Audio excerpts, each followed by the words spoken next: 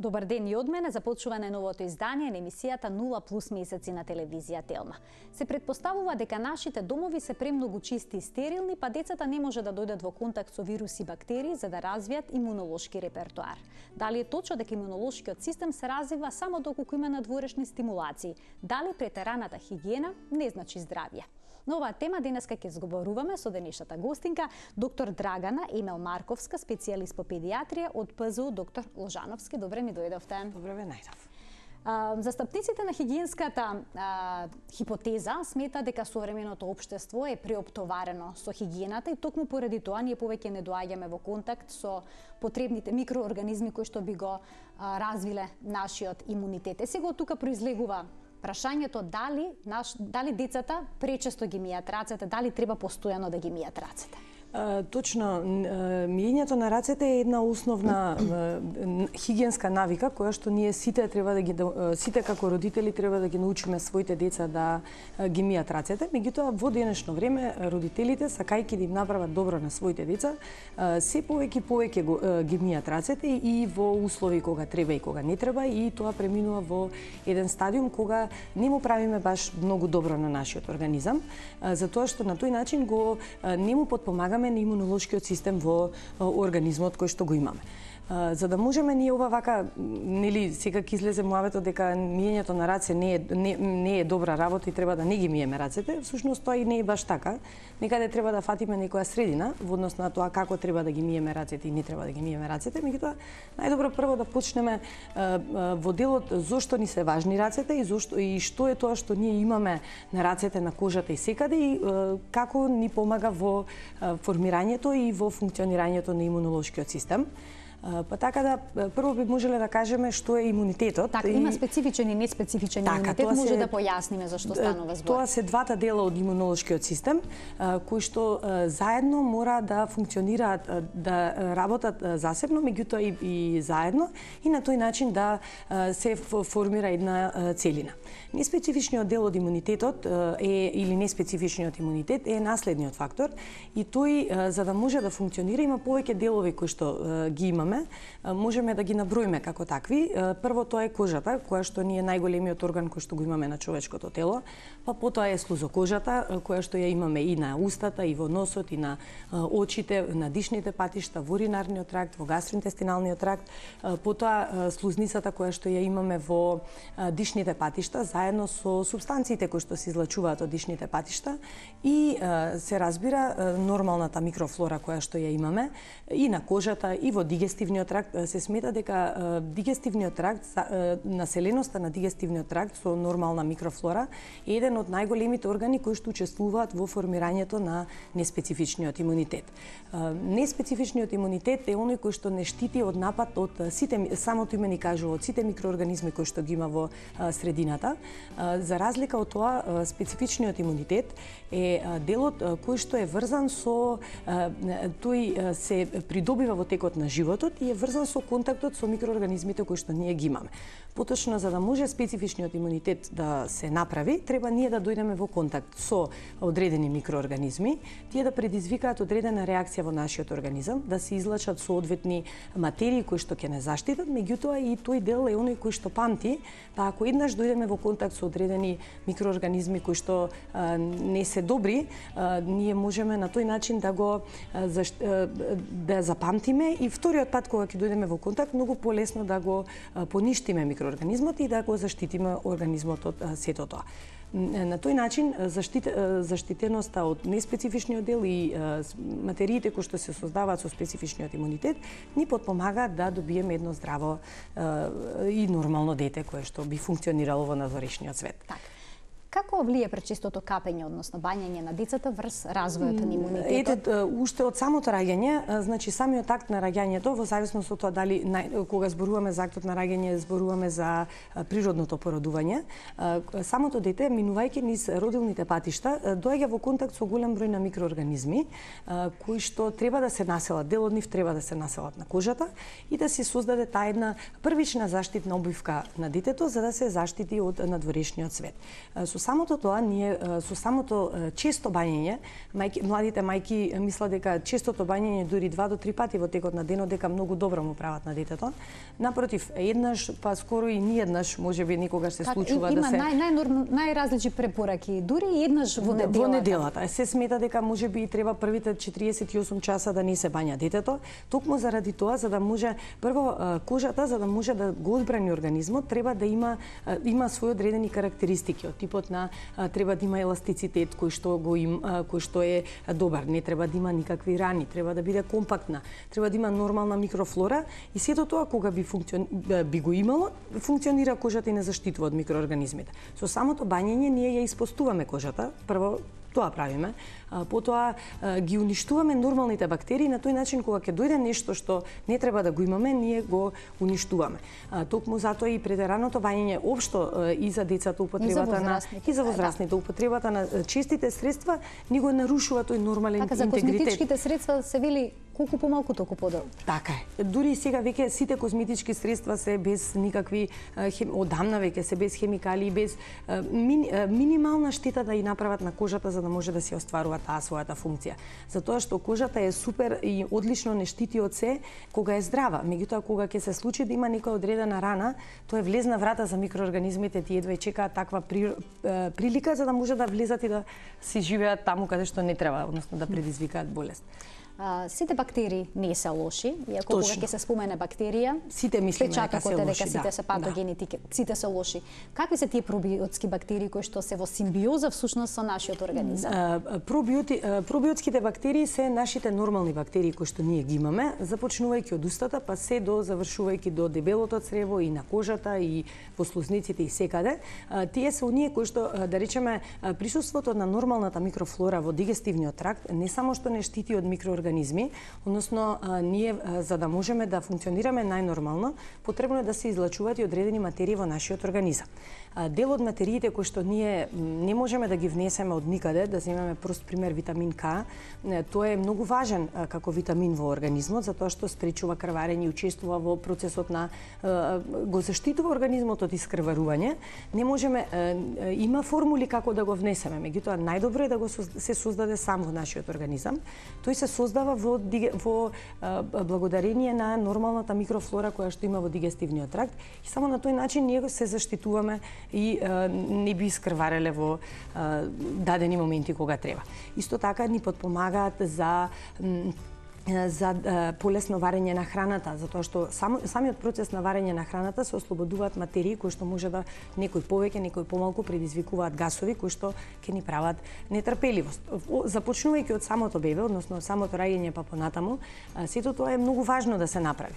Се смета дека првите 3 месеци од животот на детето е недоволна населеноста на дигестивниот тракт, односно во тие први 3 месеци се формира нормалната микрофлора кај детето и тогаш би требало да го потпомогнеме тој дел со внесување од надвор одредени пробиотици. Тоа се микроорганизми кои што фармацевските компании ги пакуваат и ние можеме да добиеме голем бенефит во однос на организмот.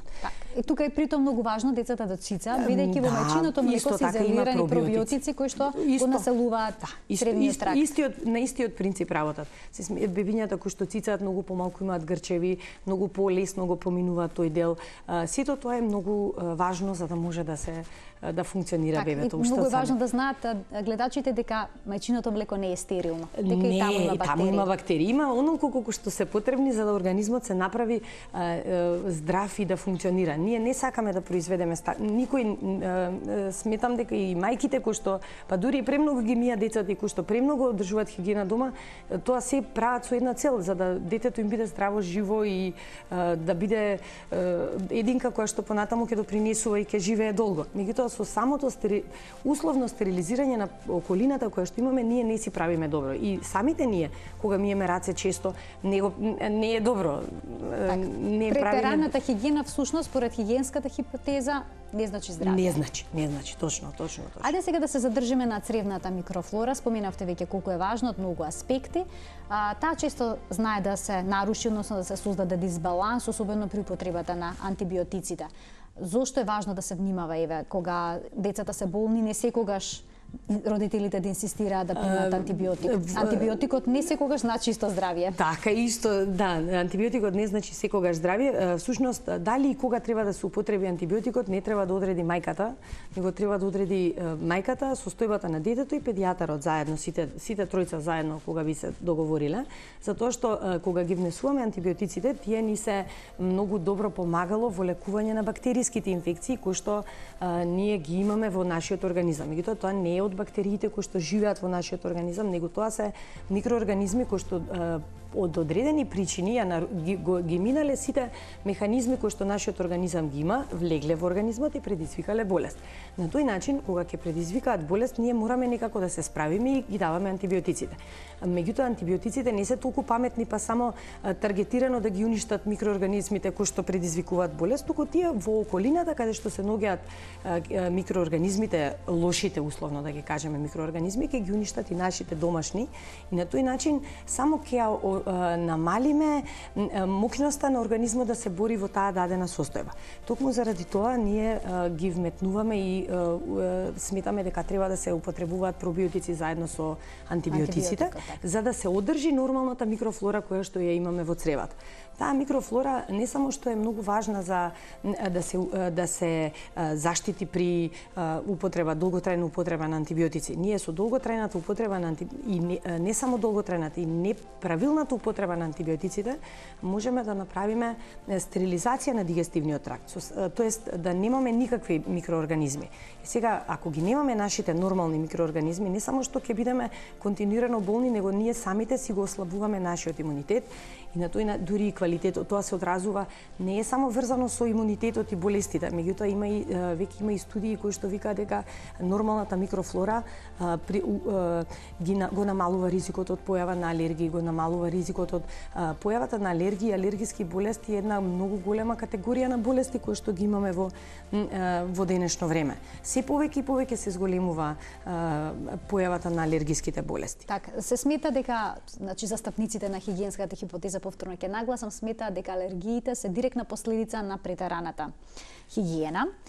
И кои се други болести всушност ги поврзуваат со атопискиот дерматит, се смета и интолеранцијата на храната, се може да биде причина за претераната хигиена состојби всушност. Точно, затоа што кога имаме имунитетот кога се создава, тој не само што не штити од надворешните средини, него не штити и од несоодветниот одговор кој што го прави нашиот организам према нашите клетки. Несоодветниот одговор према нашите клетки ги активира автоимуните заболувања. И пак ќе се сведе на тоа дека ако ние имаме здрав имун систем, можеме да ги контролираме автоимуните заболувања кои што ги имаме, можеби сме носители на тие и може да се активираат во било кое време.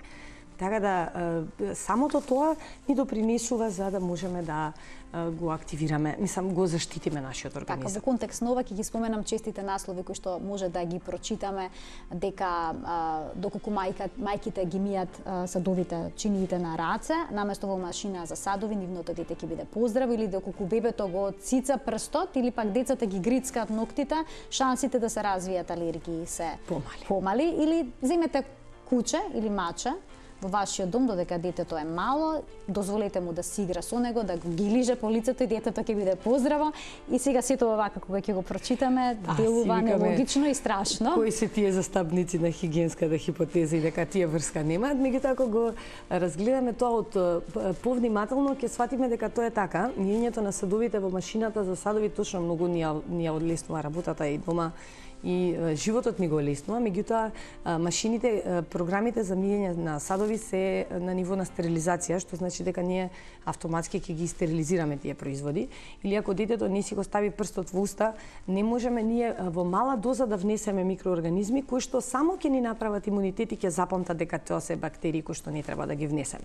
А присуството на домашното милениче дома се разбира, сите кои што чуваат дома домашно милениче, па и да го нашле на улица, прво го носат на ветеринар ветеринар, па тоа ќе биде прочистено, ќе биде здраво, нема да има никакви заболувања кои што би му наштетиле на детето, туку ќе биде само домашно милениче кое што ќе буди убави чувства кај сите, па и кај детето. Детето ќе се чувствува сигурно, ќе се излачуваат хормоните на среќа и токму тоа е едно од важните фактори во здраво дете е среќно дете, затоа што самите хормони за среќа се спротивни на хормоните на стрес, а хормонот за стрес е оној кој што кога сме болни многу се зголемува и многу се лачи и допринесува за да се самите ние разболиме се самите. И сега логично ова се надоврзува моето следно прашање, како детската игра влијае врз развојот на имунитетот. Треба ли да им дозволиме да скокаат, да трчат, па и да се испотат, да играат со кал, во земја? Па зошто да не им дозволиме? Се во ова ни вика дека треба да им дозволиме, меѓутоа се е тоа дозирано. Ние не треба да ги заборавиме надвор на -20 и да речеме децата ќе бидат здрави ако ги оставиме 5 сати надвор, меѓутоа кога ќе си играат децата, да речеме кога ќе бидат да се име просто потењето, детето кога си игра надвор со другарчињата ќе се испоти. И ако ние во тоа панично тргнеме да го пресоблечеме детето во паркот каде што си игра со другарчињата, прво ќе почне да плаче, ќе ни се бунтува и нема да сака да се облече, па ќе ни биде тоа малце подолго време облекувањето. Второ, самата кожа е многу попроширена и многу побрзо можеме да направиме дисбаланс помеѓу температурата внатрешна и надворешна и да предизвикаме стрес кој што може да организмот го протолкува како состојба на вознемиреност и агитираност и дека треба дека се соочуваме со некаква болест, во всушност да не се соочиме, и тука ќе се активираат едни механизми кои што ќе завршат со течење на нос и така натака, така да не е баш дека веднаш треба да го пресоблечеме детето кога ќе биде потно. Или да речеме ќе си игра детето фудбал со другарите, да земеме машко дете, неважно, ќе игра фудбал или женско без разлика, фудбал со другарите, па нека заврши играта, па кога ќе се видат прљави, тие нема да седнат на маса да јадат со тие прљави раце, прво ќе одат дома, ќе си ги измијат рацете, ќе се пресоблечат, а лиштата кои што си играле надвори, во кои што има доза на микроорганизми, ќе бидат фрлени за перење. И на тој начин ние ќе го дозираме количеството на микроорганизми кои што детето го добило, а на крај ќе имаме едно среќно и задоволно дете кое што нема да седне дома пред телевизор и да јаде и да плаче и да се бунтува, него ќе имаме дете кое што ќе си легне и ќе си спие на крајот од денот. Дополнително, точно ние имаме многу големо загадување сега во надворешниот, воздухот е многу загаден и ние не можеме баш голем дел од времето да го поминеме надвор, ама ако е еден убав сончев ден и ние го спречиме тоа дете да се изигра во тој ден, па и тоа не е баш како што треба. Тоа е тоа што треба да го правиме. Застапниците на хигиенската хипотеза понекогаш одат во крајности. Има епидемиолози кои што велат: оставете го детето да се валка во њујоршкото метро. Дали треба да се оди до вакви крајности? Не, мислам дека не треба да одиме. Сепак треба да фатиме некоја средина. Средината е секогаш најубава. Ништо не е добро кога е до максималните граници спроведено. Без разлика. И да е лошо, и да е добро, сепак тоа е премногу прљаво за да може нашиот организам да го издржи. Може би првите 3 години го препорачуваат. Точно, тоа е затоа што во првите 3 години имунитетот на детето се развива. После 3 години имунитетот е направен. Ваков или онаков, ние сме му направиле нешто на детето. Сме му направиле заштита, каква е, ќе видиме во текот на животот како ќе оди, меѓутоа првите 3 години па и многу е прљаво за да детето може да си игра, сепак. Так. Надвор немаме толку. Сепак се дозирано, се умерено, тоа е клучно. Се е најдобро така. Колку е подозирано е подобро. А што се однесува до градинките? Децата кога ќе почнат да одат во градинка, често се разболуваат, понекогаш и пречесто. Па родителите имаат дилема дали треба да продолжи детето да посетува градинка или пак треба да најдат некое поинакво решение, баби, дидовци, жена за чување, дадилка и слично. Градинките ни се многу болна тема, особено во зимските месеци, некаде од кај септември до кај декември, тоа е многу болно општо и за деца кои што одат во градинка, а не па деца кои што првпат ќе се соочат со градинка. Првите 3 месеци се општо, јас мислам дека најголемиот стрес на едно цело семејство е кога детето ќе тргне во градинка во тие први 3 месеци. Сега ние сите имаме одредени микроорганизми кои што ни живеат во организмот, кои што си направиле една симбиоза со нашиот организам и тоа многу добро функционира. Меѓутоа, кога ќе одиме во градинка, ќе се сретнеме со 20 деца кои што си имаат своји микроорганизми кои што живеат во нивните организми и сите си имаат своји симбиози. Кога ќе ги измешаме така тие, многу фино личи. и ќе почнат течење на нос, ќе почне кашлица, ќе почнат првите симптоми на настинка, меѓутоа тоа не треба родителите дури да ги расколеба во однос на одењето во градинка. Треба да почекаме малку трпеливо, со внимателно следење на децата, со често, ако е потребно и често следење на кај педијатари и контролирано, меѓутоа и тоа е се во граници на нормалата. Ние не треба да претеруваме со типот. Денес имаме родители кои што по секоја цена детето мора да оди во градинка од X причини и по секоја цена не мора. Ако првиот пат протече нос, тоа е аларм, се активираат баби, дедовци, жени и тоа дома седи. Меѓутоа, тоа дете не само што ќе оди во градинка, деве добро ќе го изолираме од градинка и нема да го пуштиме во градинка, ама тоа пак ќе оди во школа и пак ќе се сретне во школа со други деца кои што исто ќе имаат своји собствени микроорганизми и повторно ќе го поминуваат истиот пат кој што ќе го поминат во градинка. Меѓутоа, кога одиме на училиште, имаме процес кога не можеме да отсуствуваме, детето треба да се внесе во образовниот систем. И честото отсуство на училиште не е дозволено, не е добро за самото дете. Така да можеби е подобро во градинка да се адаптираме првите 3 месеци, да се психички подготвиме дека ќе му тече нос, дека можеби ќе додадеме, токму тука се додаваат одредени, ако е потребно, одредени средства кои што би ни го потикнали имунитетот, кои што би ни го држале на едно повисоко ниво и на тој начин да можеме да го издржиме. Меѓутоа тоа не значи дека ако детето оди во градинка треба и нонстоп болно, нонстоп и тоа се комплицира со одредени потешки состојби, треба со сила да го носиме во градинка. Ако имаме состојби кои што се потешки, меѓутоа можеби треба да препорачаме пауза, но сепак дали треба да се паузира од градинка или не треба да одлучат само родителите, треба и во согласно со докторот да видат како одат обичните настинки. Некогаш обичната настинка е обична настинка, меѓутоа таа некогаш е почеток на нешто многу сериозно, така да не можеме да кажеме точно да треба или не треба. Така, значи клучна е консултацијата со педијатрите. Клучна е консултацијата и трпението во првите 3 месеци по повод градинките е клучна. И сосема на крај, еве да резимираме колку често децата треба да ги мијат рацете, еден ваков совет, дали после секој одење во тоалет треба да се измијат. Треба и пред одење во тоалет, и после одење во тоалет, и пред јадење, и после јадење, и кога ќе се вратат од надвор треба и дури е добро кога ќе стигнат на училиште да ги измијат рацете и после секој час па не мора после секој час еве на големиот одмор пред јадење, па после јадење. Основните хигиенски навики да ги запазиме, барем да биде пред јадење, после надвор и да се научат да си ги совлечат талиштата после надвор, нели тоа е клучниот момент. И пред спиење сето тоа. Веројатно е доволно тоа што е основното да биде. Да не забораваме основните знаци за хигиена да ги одржуваме. Ви благодарам што бевте дел од 0N+.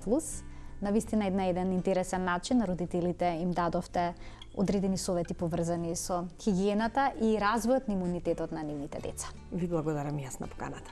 Тука го заокружуваме денешното издание. Се гледаме секој работен ден во рамки на утринската на Телма. Пријатно!